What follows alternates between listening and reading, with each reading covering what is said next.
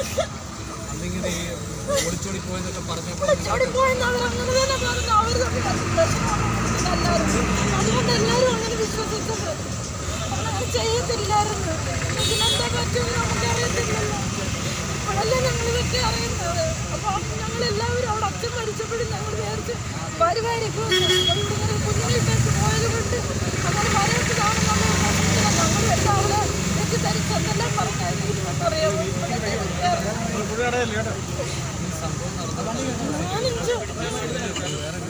അവൻ വേറെ വിവാഹം കഴിച്ചാൽ മക്കളും ഉണ്ട്. ഒരിക്കലും പ്രതീക്ഷിച്ചില്ല ഇവരിങ്ങനെ ചെയ്യും. അവർ തമ്മിൽ നല്ല സ്നേഹത്തിലായിരുന്നു ആദ്യകാലത്തൊക്കെ.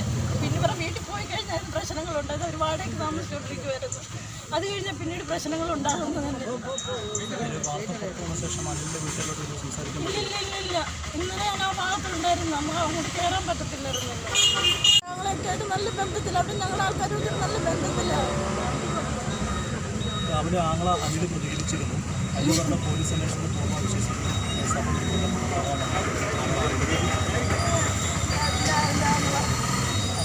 അങ്ങനെയാണ് ആങ്ങള അനിൽ പറയുന്നത്. നമ്മൾ വിശ്വസിക്കുന്നു. ഇപ്പം നമുക്കത് വിശ്വസിച്ചല്ലേ പറ്റത്തുള്ളൂ. ഇപ്പം അങ്ങനത്തെ സംഭവമല്ലേ നടന്നിരിക്കുന്നത്.